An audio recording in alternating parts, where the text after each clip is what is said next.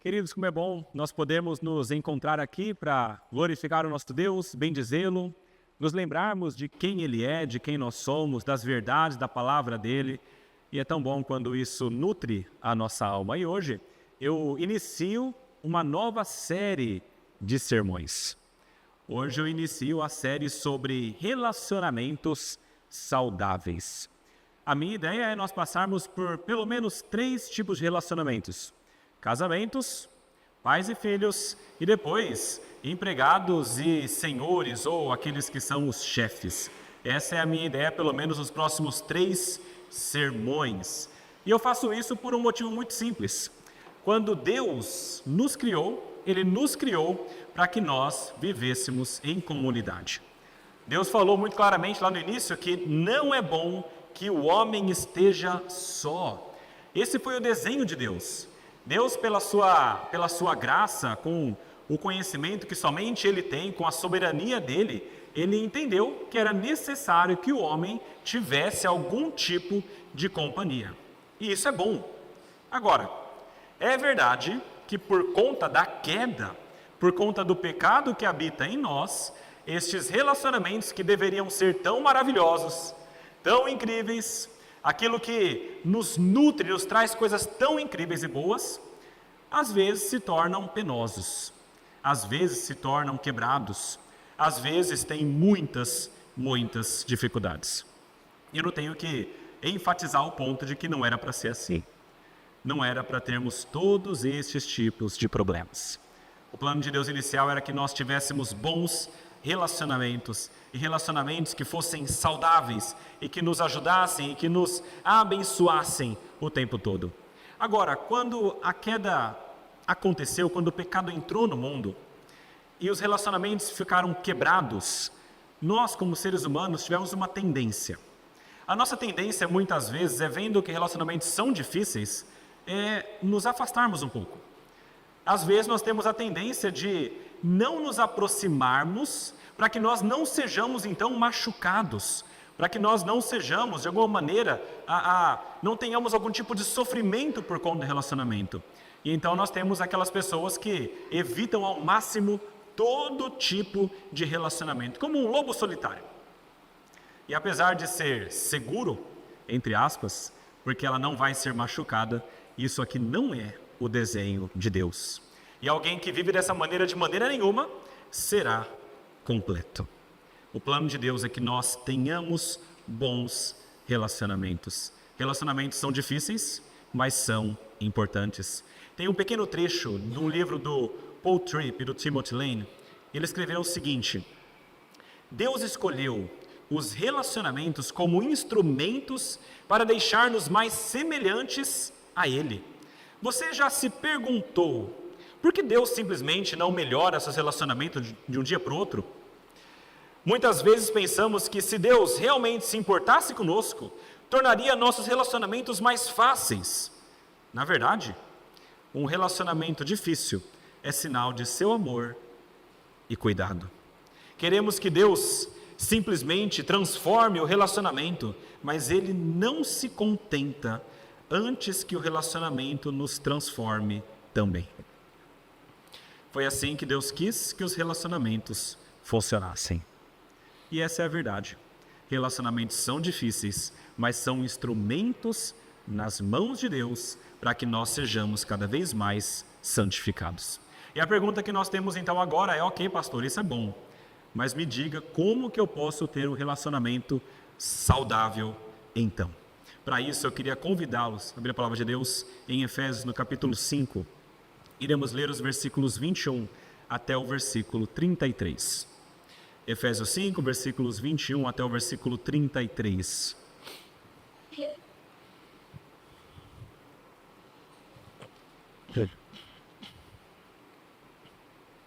Diz assim a palavra de Deus: Sujeitem-se uns aos outros no temor de Cristo. Esposas, que cada uma de vocês se sujeite ao seu próprio marido, como ao Senhor, porque o marido é o cabeça da esposa, como também Cristo é o cabeça da igreja, sendo Ele próprio o Salvador do corpo. Como, porém, a igreja está sujeita a Cristo, assim também a esposa se sujeite em tudo ao seu próprio marido. Maridos, que cada um de vocês ame a sua esposa, como também Cristo amou a igreja e se entregou por ela, para que a santificasse, tendo-a purificado por meio da lavagem de água pela palavra, para apresentar a si mesmo como igreja gloriosa, sem mancha, nem ruga, nem coisa semelhante, porém santa e sem defeito. Assim também o marido deve amar a sua esposa como ama o próprio corpo. Quem ama a esposa ama a si mesmo, porque ninguém jamais odiou o seu próprio corpo, ao contrário, o alimenta e cuida dele, como também Cristo faz com a igreja. Porque somos membros do seu corpo. Eis porque o homem deixará o seu pai e a sua mãe e se unirá à sua mulher, tornando-se os dois uma só carne. Grande é esse mistério, mas eu me refiro a Cristo e à igreja. No entanto, também quanto a vocês, que cada um ame a sua própria esposa como a si mesmo, e que a esposa respeite o seu marido. Até aí, vamos orar, meus irmãos. Pai amado, muito obrigado pela Tua palavra, que pela simples leitura já nos mostra a verdade e nos ensina. Queremos rogar a Ti que pela Tua graça o Senhor nos ilumine, nos ensine, Pai, nos capacite a compreender a Tua palavra. E não somente isso, mas também dê-nos a força necessária para que nós possamos aplicá-la em nossas vidas. É a nossa oração neste momento, no nome do Senhor Jesus. Amém. Queridos, para que nós compreendamos esse texto, temos que botar um pouquinho só. Volte um pouquinho para Efésios capítulo 5 e veja que no versículo 18, existe um momento em que o apóstolo Paulo fala com o povo que ele está escrevendo, dizendo o seguinte: não vos embriagueis com vinho, mas sejam cheios ou enchei-vos do Espírito.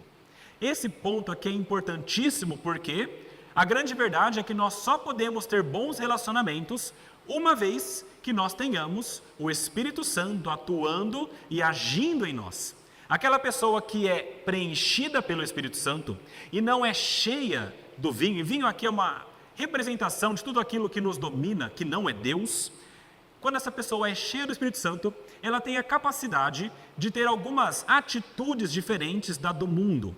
A atitude, por exemplo, de ser um bom marido e uma boa esposa, de ser um bom pai e um bom filho, de ser um bom chefe e uma boa serva e servo. Isso tudo vem por conta do Espírito Santo que atua em nós.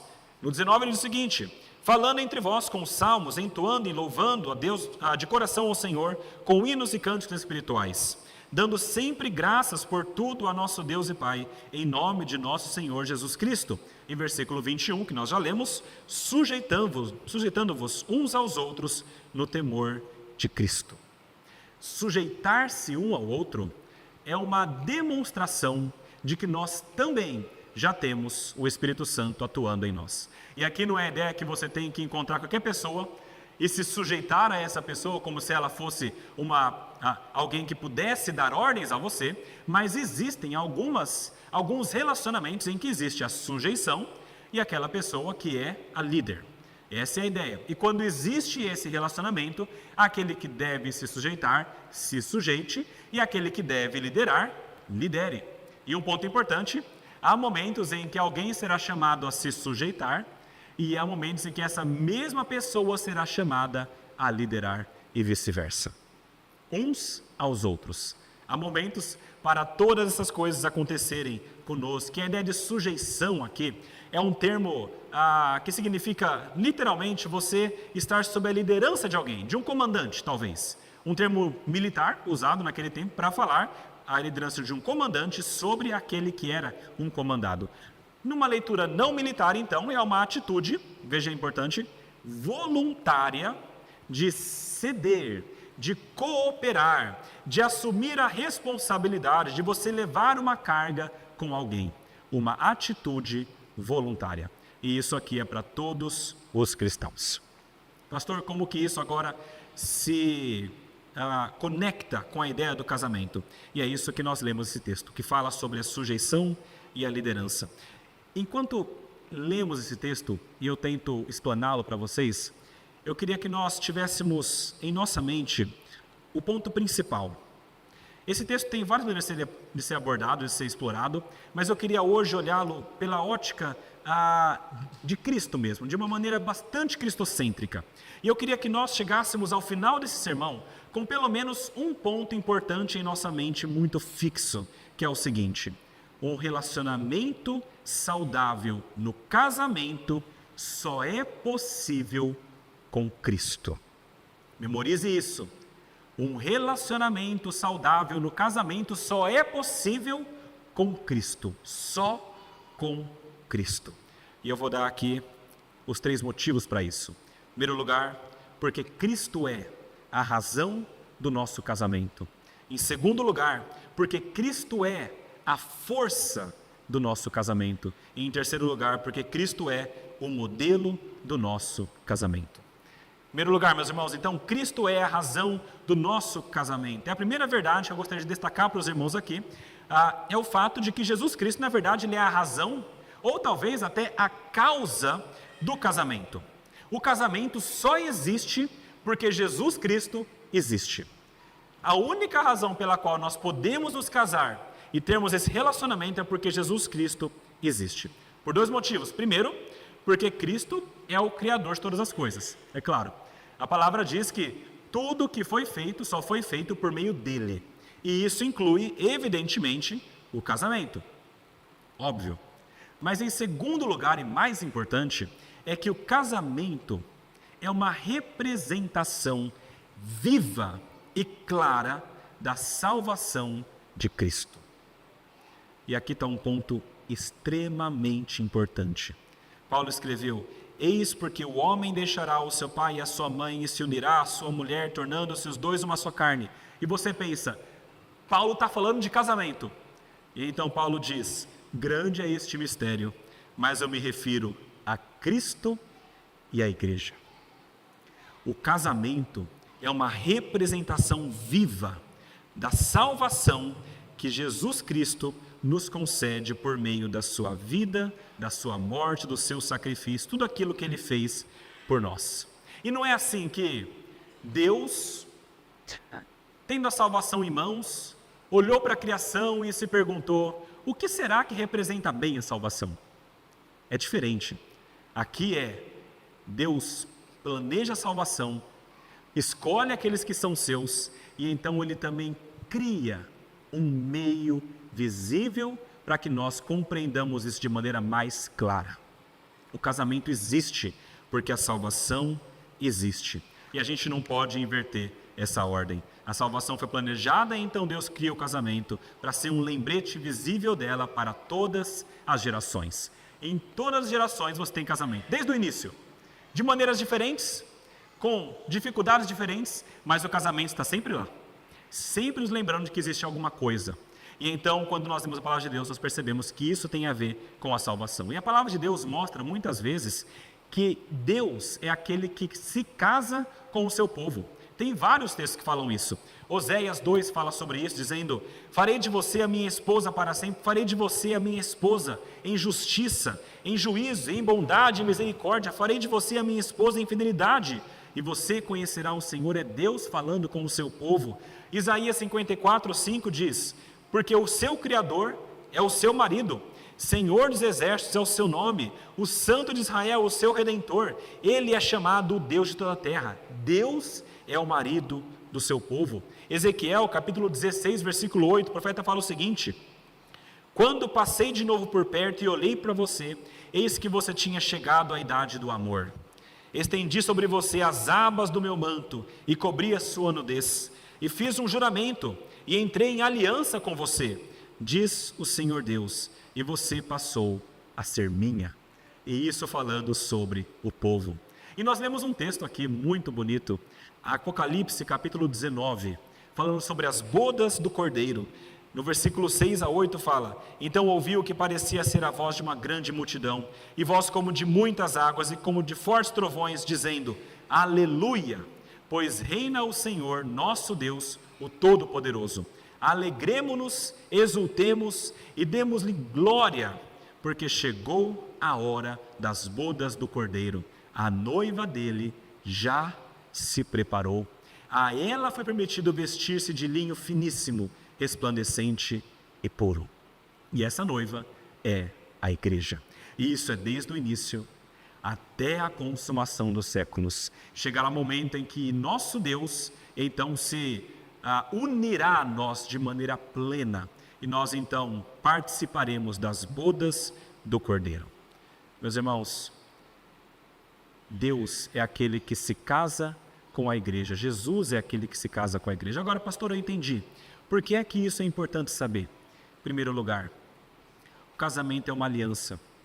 Assim como a que Deus faz com o seu povo.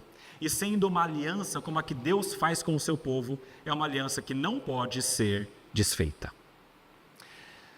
Durante toda a história de Israel, o povo que foi escolhido sem nenhuma razão aparente, porque era o menor dos povos, que não tinha grandes coisas para oferecer a Deus, mas Deus ainda assim escolhe este povo. Durante todo o tempo e a caminhada desse povo com Deus, em vários momentos, mas muitos momentos, esse povo decide se afastar de Deus. Durante vários momentos o povo decide que quer, ao invés do Deus Criador, Baal ou outros deuses. O povo decide que ao invés de seguir a Deus e se entregar a este Deus, ele prefere confiar em homens, confiar em reis. E em vários momentos, pelo seu pecado, se afasta de Deus. E veja um detalhe importante: em todo este tempo, Deus não se afasta do povo. Deus continua o tempo todo amando e trazendo para si cada vez mais aquele povo que foi rebelde. E pense aqui na imagem de um homem e sua mulher. O homem ama a sua mulher, mas a sua mulher o tempo todo é rebelde, é adúltera, ela prefere outros homens, ela foge de casa, ela fala mal de você, ela xinga, ela falta com respeito, ela vai para outros lugares. E esse homem vai até essa mulher e traz de volta. Queridos, não sei se vocês percebem o quão difícil é isso, mas é o que Deus faz conosco. E é isso que acontece com o casamento também. O casamento ele não pode ser dissolvido de maneira nenhuma, de modo que já não são mais dois, porém uma só carne. Jesus falou, portanto, que ninguém separe o que Deus ajuntou.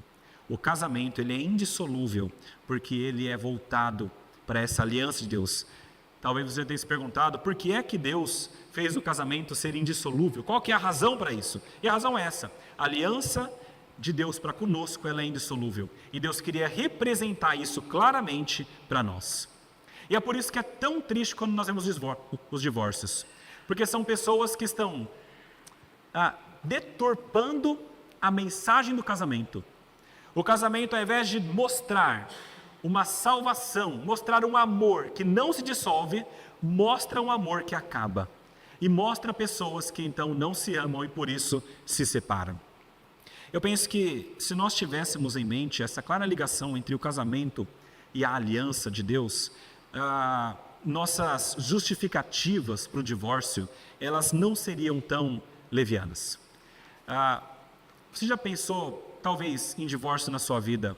Ou talvez você esteja pensando sobre isso nesse período.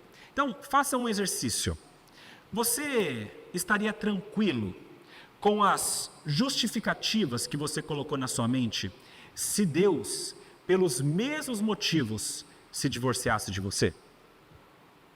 Você estaria tranquilo de falar que você então vai querer se separar de Deus e que Deus se separe de você porque existe uma incompatibilidade?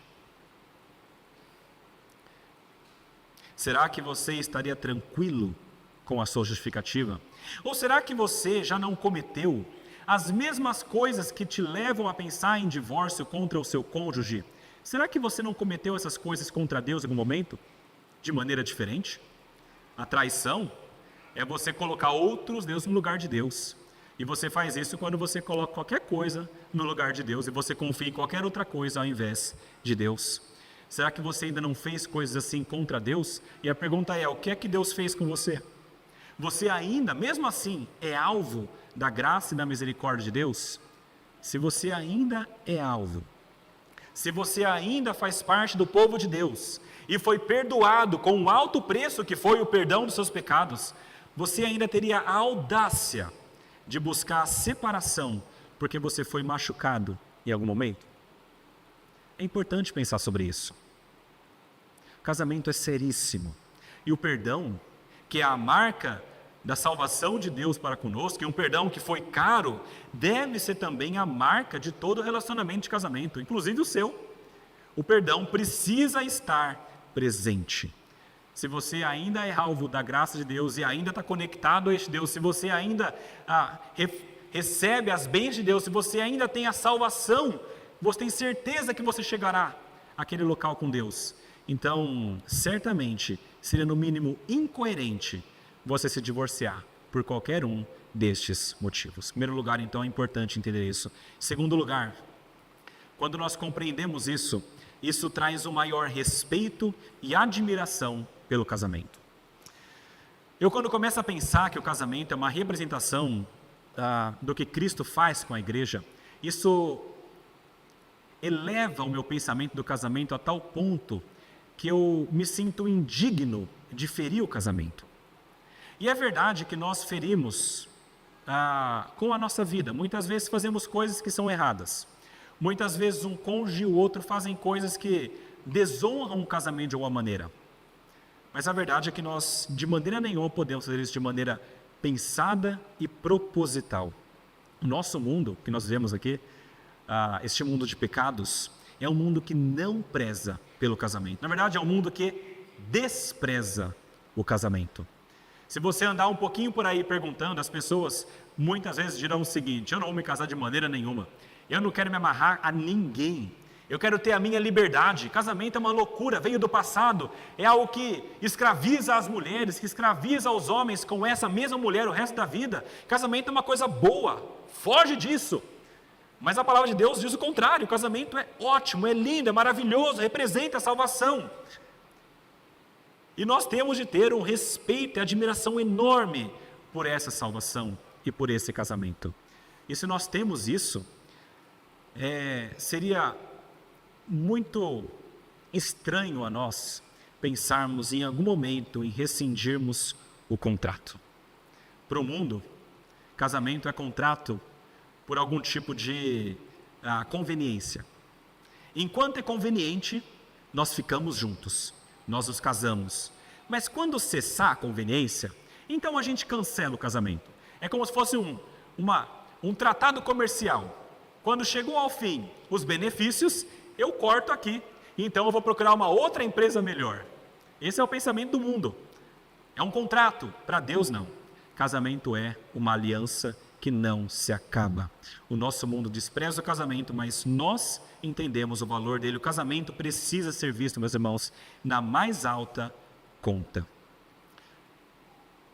Ele não é a razão da nossa salvação, mas é a expressão mais perfeita que nós temos do amor de Deus por nós. E pensando sobre isso, nessa mais alta conta, nessa admiração que nós temos, novamente vem a pergunta: você terá coragem de manchar aquilo que é algo tão precioso e caro para Deus e para nós?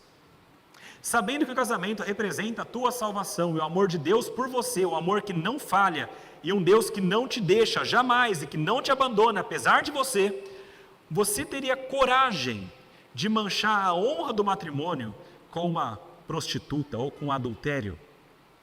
Teria coragem de manchar a honra do matrimônio com atitudes de descaso, de indiferença pelo outro? Ou talvez de desrespeito, de violência?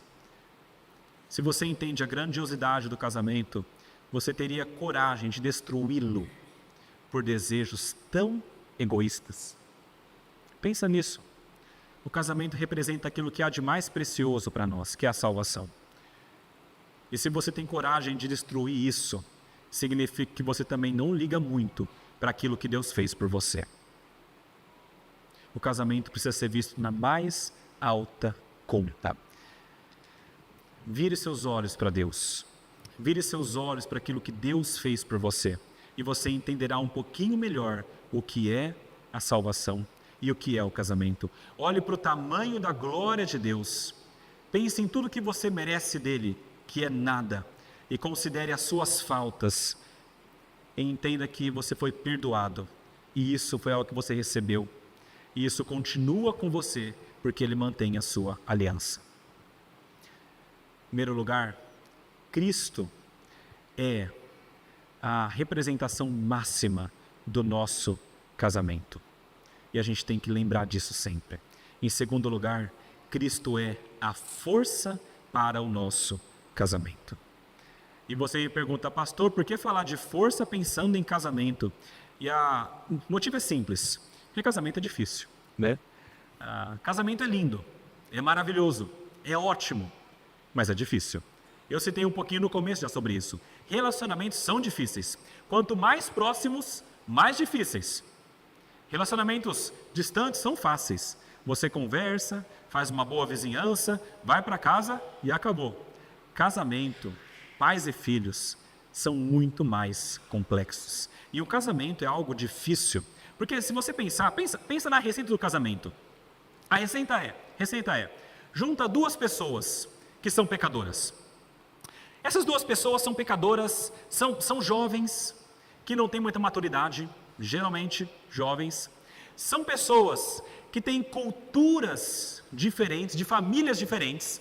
E você então coloca nessa receita, talvez daqui a pouco alguns filhos, e você coloca em um único lugar todo esse bolo, mistura bem, bate e vê o que é que dá. A verdade é que você vai ter bastante pecado. É isso que vai resultar. Muito pecado. Vai resultar um Tiago 4, quem já leu sabe. Guerras e brigas por vários motivos. Famílias grandes sentem isso. Guerras e brigas. Porque é um querendo a sua própria vontade ao invés da vontade do outro. E isso vai cada vez gerando mais embate, mais embate. E é verdade que há muitos momentos de alegria e momentos maravilhosos no casamento. E que nós sabemos que são dádiva de Deus. Mas entremeados a esses momentos, nós temos muitas situações pecaminosas de sofrimento. E é sempre por conta do pecado, desentendimento, confusão, violências, de vários tipos e vários níveis. Nós temos aí alguns casos no Brasil que a gente ouve de vez em quando, que é de arrepiar o cabelo. De um casamento que era aparentemente incrível, mas quando você percebe era uma violência doméstica terrível. Era o homem que batia na esposa. Era outros tipos de abuso que são até terríveis demais para citar. No meio do casamento, por conta do pecado. O casamento é difícil, é por isso que nós precisamos de força. Como é que nós podemos viver bem num casamento que é tão importante, tão maravilhoso, mas cheio de pecado? Resposta é uma: Jesus. Você precisa de Cristo. Você precisa de Jesus. Nós, em primeiro lugar, nós somos casados com Cristo, como igreja. Versículo 21 fala: sujeitem-se uns aos outros no temor de Cristo. Cristo é aquele que nós olhamos, é aquele com quem nós somos de fato casados como igreja. Ele é o nosso Salvador e o nosso líder. Versículo 23 fala: porque o marido é o cabeça da esposa, como também Cristo é o cabeça da igreja, sendo ele próprio o Salvador do corpo. Cristo é o nosso cabeça e aquele que nos salva. Ele é aquele que nos santifica, aquele que nos levará ao nosso destino final. Veja, no versículo 25 diz: Cristo amou a igreja e se entregou por ela, para que a santificasse. Nós somos santificados por Cristo, tendo-a purificado por meio da lavagem de água pela palavra, para a apresentar a si mesmo como igreja gloriosa, sem mancha, nem ruga, nem coisa semelhante, porém santos sem defeito. E nós vemos isso nas bodas do Cordeiro. É quando a igreja se achega diante de Deus com a graça de usar uma roupagem belíssima, porque este mesmo Deus a salvou e a vestiu dessa maneira. Jesus Cristo é o nosso cabeça, aquele que cuida de nós, é aquele que nos santifica. E da mesma maneira que é no casamento, nós somos também unidos em um só corpo com este Jesus. É claro que não exatamente como um ser humano com outro ser humano, mas nós temos uma união com Cristo. Lá em 1 Coríntios capítulo 6,16, diz o seguinte: aquele que se une ao Senhor é um só Espírito com Ele. Quando nós nos unimos a Cristo, quando nós somos salvos, recebemos a salvação e a vida em nosso interior, nós de uma maneira mística, inexplicável, sobrenatural, somos unidos a este Cristo. Eu usei o termo místico porque em teologia isso é chamado de união mística. Nós somos unidos de maneira sobrenatural a Cristo. E essa união tem um paralelo incrível com o casamento. Veja, são duas partes que se comprometem uma com a outra, não é?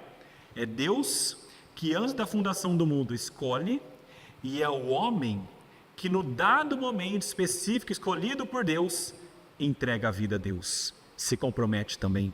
Existe um compromisso mútuo. Existe a marca da aliança. Nós hoje no Brasil usamos a aliança, né, esse anel, mas nós temos uma marca com Deus também. Não é visível, mas espiritual. A palavra diz que nós temos o Espírito Santo.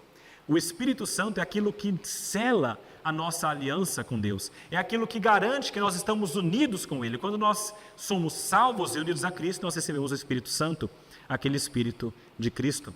E nós então nos comprometemos a uma comunhão total de bens. Eu sei que hoje é moda vários tipos de comunhão, não sei quantos que existem, mas o que Deus faz conosco é interessante, porque Ele se une a nós em uma comunhão total de bens. Como isso, pastor? O que você quer dizer com isso? O que é nosso passa a ser de Jesus. Pastor, o que é meu? Teu pecado. Isso é colocado na conta de Cristo, quando você se une a Ele. E o seu pecado terrível é colocado sobre Ele, e Ele leva sobre si as tuas enfermidades. O que é teu, passa a ser também dele. E o que é de Jesus, passa a ser nosso. E o que é de Jesus, os méritos e a vida. Se você tem a salvação hoje, é porque houve essa união. E é porque por essa união, o teu pecado foi transferido a este Cristo. E este Cristo morre pelos teus pecados, a punição que era tua. E então você recebe aquilo que é dele, que é a vida e a salvação, os méritos de Cristo. É por isso que você pode ter a certeza de que você estará nas bodas do Cordeiro. Não é pelo que você faz, não, mas é por aquele com quem você se casou, que é Cristo. Você só tem isso porque você é unido a Cristo. Isso aqui é mais um casamento arranjado. É estranho pensar, mas é arranjado isso aqui. Porque veja, é um pai que nos escolhe sem motivo aparente. Deus escolheu. E Ele arranjou o teu casamento. Ele que te trouxe a este momento. Ele que levou Jesus àquele momento, à sua morte e a entregar a sua vida. E é esse filho que entregando a sua vida, torna possível a sua união com Ele. É o Espírito Santo que passa a habitar em nós como um selo. Tudo isso aqui é a Trindade agindo para a nossa salvação e fazendo esse casamento acontecer. Agora, pensando em tudo isso, pensando neste casamento de Deus com a igreja, de Jesus com a igreja, como é que isso nos dá força para o casamento? Lembre-se o seguinte: o motivo para as dificuldades do casamento estão todos enraizados no pecado. O teu pecado é o maior problema do teu casamento. Ou seja, quanto mais santo, menos problemas. E é assim que Cristo nos dá força. Veja, Ele nos dá força por meio do Espírito Santo que está em nós, aquele que nos selou. Efésios 5,18 falou: não embriaguem com vinho, porque leva à devassidão, mas deixem-se encher do Espírito. O Espírito que vem por meio dessa união é aquele que nos dá força para lutar contra o nosso pecado e as tendências malignas. Jesus é aquele que nos santifica como noiva pelo lavar de água. Nós somos ativamente e diariamente santificados por Cristo, que está ao lado de Deus Pai, intercedendo por nossa vida o tempo todo. É este Cristo que de maneira cabal e única, com o seu sacrifício, Ele nos trouxe a santificação. E pensa um pouquinho nisso. Nós estamos unidos com Ele, como se fosse um casamento. João 15 traz uma imagem interessante, que é a imagem da videira. E Cristo fala o seguinte: eu sou a videira verdadeira, e o meu Pai é o que cuida da vinha. Todo ramo que estando em mim não der fruto, ele o corta, e todo o que dá fruto, ele limpa para que produza mais fruto ainda. Vocês já estão limpos por causa da palavra que lhes tenho falado. Permaneçam em mim, e eu permanecerei em vocês. Como o ramo não pode produzir fruto de si mesmo, se não permanecer na videira, assim vocês não podem dar fruto se não permanecerem em mim. Eu sou a videira, vocês são os ramos. Quem permanece em mim e eu nele, esse dá muito fruto, porque sem mim vocês nada podem fazer. Cristo é a videira. Nós somos os ramos da videira. E nós precisamos estar ligados a essa videira. Enquanto estamos ligados à videira, a vida percorre a nossa vida. E o nosso procedimento recebe vida de Cristo.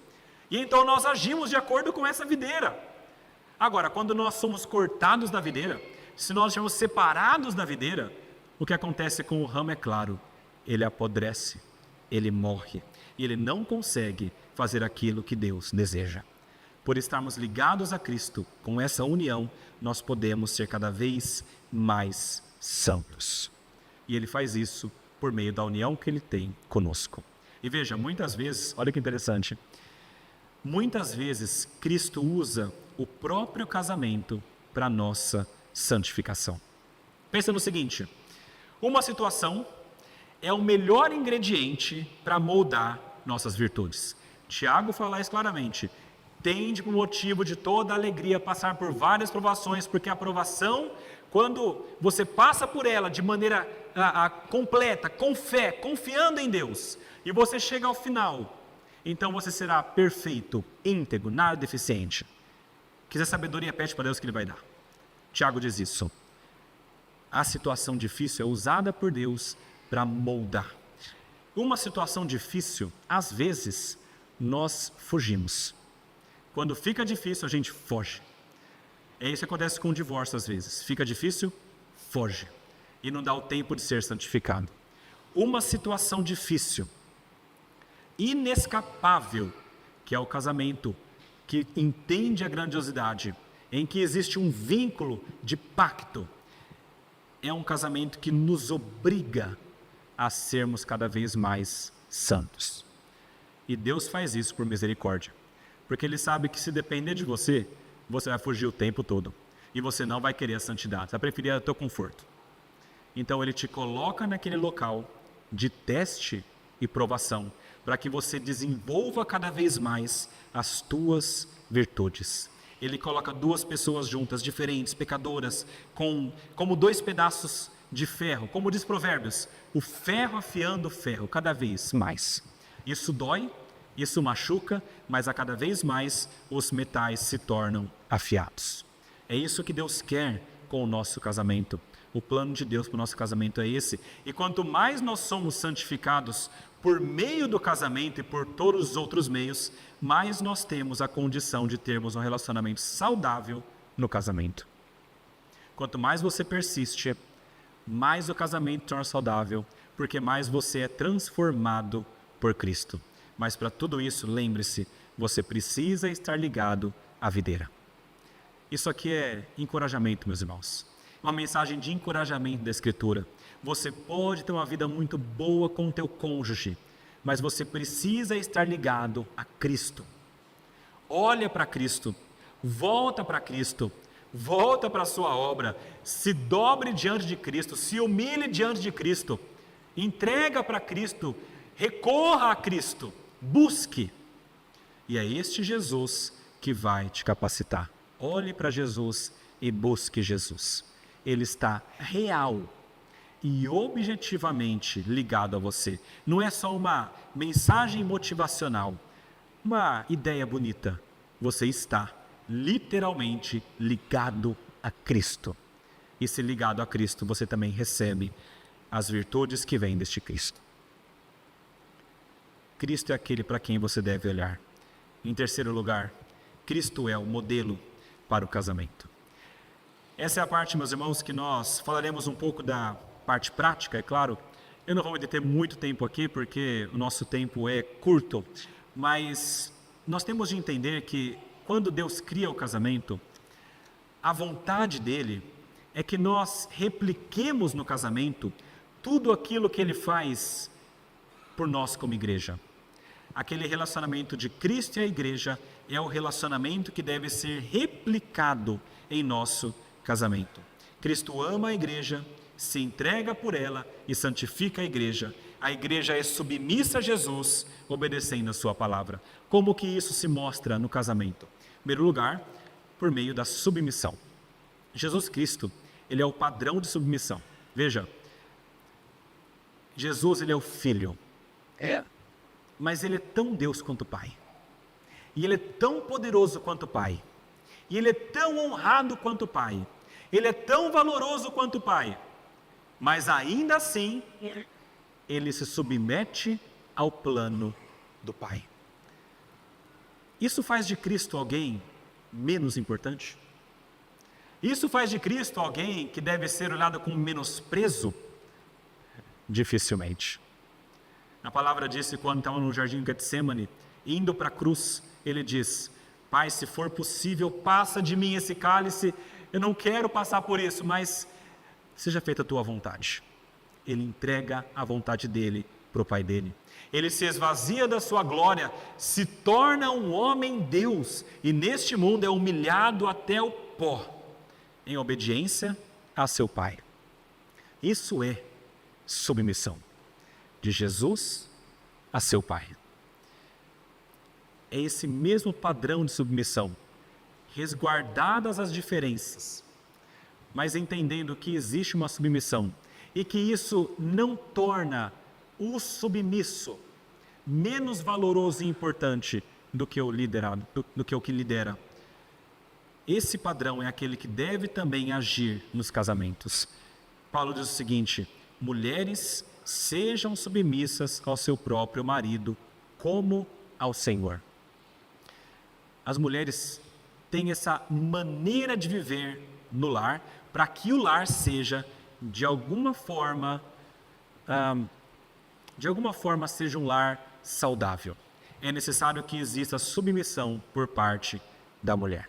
E mulher, de novo, antes que você me xingue, eu falo isso por quê? Porque recentemente, eu entrei na furada de colocar um comentário em um post sobre aborto.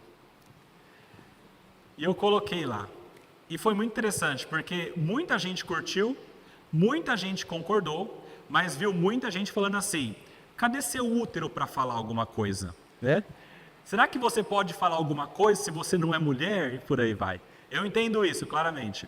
Mas eu trago para vocês o que a palavra de Deus diz.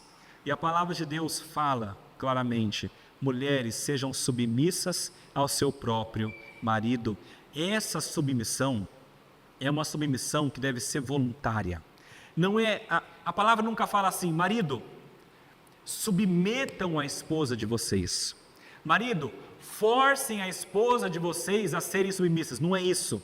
É o contrário. Esposas, cedam ao seu marido o controle da tua vida. Pastor, isso aqui é muito difícil. Pois é, eu sei. Mas é isso que Deus espera. E lembra, é por meio disso que Deus trabalha em você a santidade. Qual é a marca mais impressionante do cristão? Humildade. Você quer ser parecido com Cristo? Humildade. A submissão é aquilo que ensina a humildade de maneira muito plena. E existe santificação por isso. Mas veja, de novo, uma submissão sempre voluntária. Deus criou as coisas para serem assim. Lá no início, quando ele cria Adão e Eva, ele cria Adão e depois cria Eva para ser a sua auxiliadora. Ele dá a função para Adão e depois para Eva diz: você vai ajudá-lo. Essa é a função da esposa, e para isso acontecer é necessário que haja algum tipo de submissão. Mas, de novo, voluntária. Porque eu enfatizo voluntário? Porque, veja bem, esposas que aqui estão. Se você não permite que o seu marido seja o líder da casa, e se você não é submissa a ele nesse sentido, ele vai, talvez, e isso é uma tentação do coração humano, e pode acontecer em muitos casos, ele vai tentar talvez tomar a força da liderança. Ele vai talvez ser bruto e violento. É um pecado terrível, mas isso talvez aconteça porque ele está tentando fazer isso, e de maneira terrível, evidentemente. Ele pode acabar se sentindo inferior, entrar em uma grande tristeza, porque ele não está cumprindo aquilo que Deus mandou ele cumprir. Ele talvez busque, fora do casamento, uma outra mulher em quem ele possa exercer essa liderança, de maneiras talvez estranhas e escusas, mas ele pode fazer isso. E talvez ele busque fazer isso com você mesmo, mas de maneira que não é correta. Esse é um relacionamento que não é saudável, em que a mulher não cede a liderança do lar, e o homem, então, por estar numa posição que não é dele também, ele então tenta buscar a liderança de maneira forçada, e então o casamento quebra. E nós temos vários casos terríveis. Mulher, se você quer que o teu casamento ande bem, cumpra o propósito de Deus, o seu casamento em amor, ceda a liderança do teu lar para o teu marido. Muito difícil, mas faça isso por amor ao teu marido. E eu falo muito difícil porque é difícil quando você inicia. Mas a experiência que nós temos com as mulheres da igreja, inclusive vários testemunhos falam isso, é assim, que quando a mulher consegue fazer isso, isso torna a vida dela uma vida mais plena diante de Deus, abençoada por Deus e leve. Porque o pesado é carregar o fardo de seu marido, que é aquilo que Deus não deu para a mulher. A mulher precisa ser submissa ao marido, mas ao seu próprio marido, não é qualquer homem não. É ao seu próprio marido, unicamente a este marido. E essa submissão nós já vimos qual que é a base, é que Deus fez Adão, depois fez Eva para ser a sua auxiliadora. Lá em 1 Coríntios, capítulo 11, versículo 3, Paulo escreve: saibam ser Cristo o cabeça de todo homem, e o homem o cabeça da mulher. Deus é o cabeça de Cristo, Cristo cabeça da igreja, o homem o cabeça da mulher. E o casamento, como nós vimos, é baseado no amor de Cristo pela igreja. De novo, isso não tem a ver com valor. O apóstolo também escreveu lá em Gálatas 3:28, não pode haver judeu, nem grego, nem escravo, nem liberto, nem homem, nem mulher, porque todos vós sois um em Cristo. O valor é o mesmo, mas tem uma diferença de função. E a liderança do marido deve acontecer, não porque ele é melhor ou muito bom, e talvez ele seja muito pior que você em várias coisas, mas deve acontecer porque esse foi o plano de Deus. E se você vê que ele é muito pior que você em várias coisas, então exerça a sua função de auxiliador e ajude, para que ele seja cada vez melhor. Porque se Deus deu isso para você, é para que você o capacite cada vez mais. É assim que deve ser a submissão da mulher para com o homem. Até onde? Você me pergunta, até onde vai a submissão? Esse é um ponto importante também. Mesmo que o marido não for crente, pastor, eu tenho um marido, mas ele não é crente, ele não vai para a igreja, ele não gosta de Deus, eu casei, eu fui atrás, eu me converti. A palavra diz que sim. Pedro diz claramente para que as mulheres que são convertidas com maridos descrentes permaneçam vivendo essa vida comum do lar em submissão ao próprio marido, para que ele, veja só, lá em 1 Pedro 3, 1 e 2, para que se ele ainda não obedece à palavra, seja ganho sem palavra alguma, por meio do procedimento de sua esposa, a observar o vosso honesto comportamento cheio de temor. É a maneira que Deus traz os maridos para a igreja. A gente tem visto isso de várias maneiras aqui também na nossa igreja. Mas mesmo que ele não for crente, você deve submissão. Agora, segundo limite, a liderança deve ser seguida ao máximo, mas não ao ponto do pecado. Se em algum momento o teu marido te leva ao pecado, então não é essa liderança que você deve seguir. Seja obediente primeiro a Deus. E depois você segue também aquilo que o teu marido está colocando. E isso aqui é uma unidade. Nenhum marido sozinho consegue liderar bem a casa. É impossível. Ele precisa da mulher fazendo isso. Por isso que a palavra fala sobre a cabeça e o corpo. Cabeça sem corpo morre. Corpo sem cabeça morre. Os dois são necessários para que o corpo e a cabeça façam aquilo que deve ser feito. É a mulher auxiliando e o homem liderando. E aqui vem o pulo do gato. Jesus é o padrão de amor e liderança para o homem. É muito difícil você ser submisso a alguém que não é de Deus, é verdade. Mas é tão difícil obedecer a Cristo? Não é. Nós olhamos para o que Ele fez e nós sabemos que Ele nos ama. E nós fazemos isso por amor a Ele, sabendo que é o melhor. Quando o marido entende isso e ele segue o padrão de Cristo, fazendo aquilo que Jesus fez, amando a mulher, no versículo 25 fala: maridos, amai vossa mulher. Isso aqui não é só um sentimento, é uma atitude. E quando o marido faz isso como Cristo fez pela igreja, que é se entregando a própria vida, entregando a vida, se sacrificando pela igreja, é santificando a igreja, então a submissão se torna muito mais leve. Veja, são os dois lados da moeda que têm que andar juntos. O marido sendo um bom líder, com amor, assim como Jesus, e a mulher sendo submissa, em amor, assim como Jesus. Veja, o padrão dos dois é Cristo. O padrão dos dois é Jesus. Esse é o padrão que nós precisamos seguir. E quando nós fazemos isso, o relacionamento se torna cada vez mais saudável. Nós somos uma só carne com o nosso cônjuge.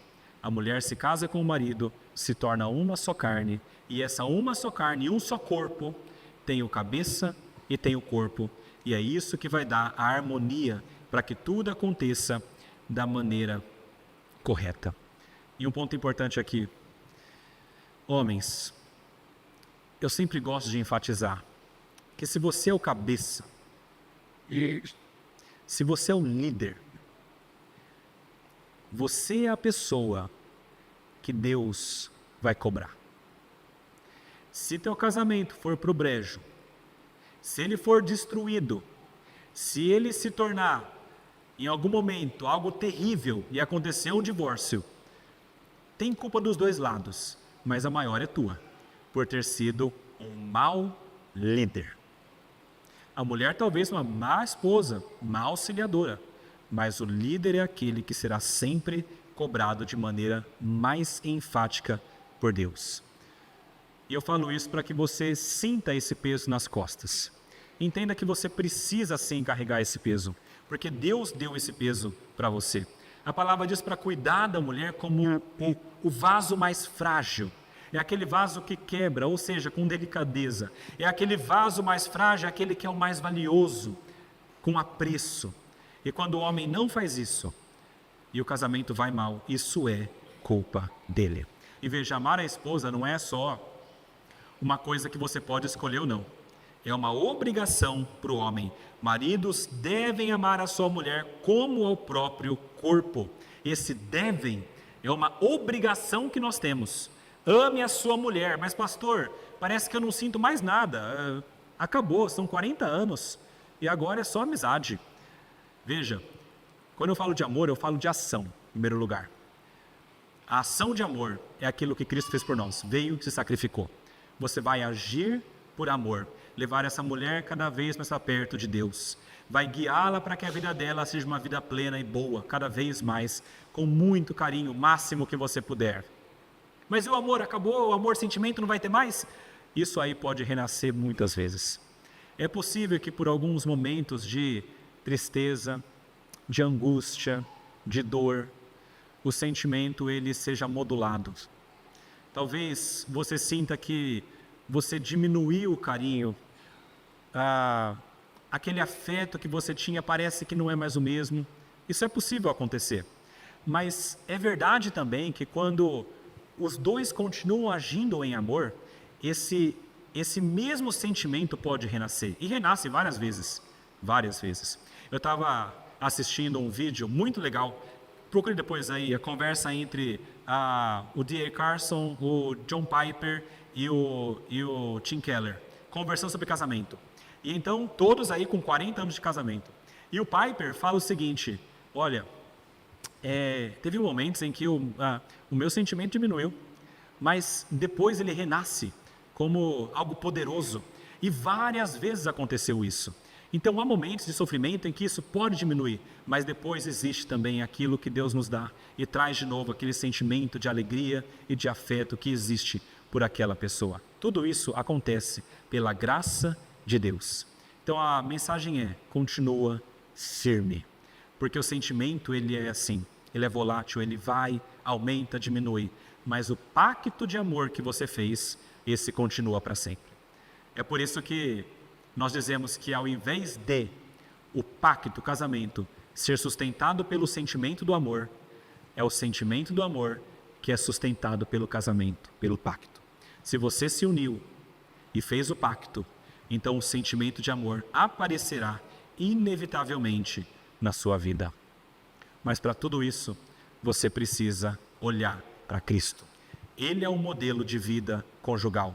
Ele é aquele que submete e ele é aquele que lidera. E isso deve ser feito sempre no temor do Senhor. Minha oração é que nós, como igreja aqui, possamos entender isso cada vez mais. E que essa verdade do casamento, de Deus conosco, de nós com o nosso cônjuge, essa verdade tão maravilhosa de que isso pertence a Deus, isso faça sentido para nós. E que isso mude a nossa motivação, o nosso desejo e o nosso esforço. E dessa maneira nós tenhamos cada vez mais um casamento, um relacionamento saudável entre homem e mulher. Que Deus nos abençoe. Vamos orar? Pai amado, nós lemos a Tua palavra que nos mostra a verdade. Somos gratos, Pai, porque ela nos encoraja e nos alega dizendo que nós somos salvos por Ti, pelo sacrifício de Cristo. Ela nos encoraja e nos dá certeza, porque ela nos mostra que nós estamos em uma relação de aliança contigo. E uma aliança que não acaba, que não se quebra, perfeita, por causa do Senhor. Isso alega o nosso coração, Pai. Pedimos, Pai, que essa mesma aliança, nesses mesmos moldes, se aplique em nossos casamentos. Nos ajude, Pai, a ter o mesmo amor de Cristo pela igreja, por nossas esposas. Nos ajude, Pai, ajude as mulheres da igreja a terem o mesmo sentimento de humildade e submissão que Cristo tem e teve em toda a sua vida pelo seu próprio marido. Ajuda-nos, Pai, em nossas funções, em nossas dificuldades, em nossa santificação. Capacita-nos, Pai, porque nós precisamos de Ti. Nossa oração, Pai, é para que o Senhor faça isso, por misericórdia, por graça. Nós não merecemos, mas nós oramos, Pai, confiando no Teu amor para conosco, no nome do Senhor Jesus Cristo. Amém.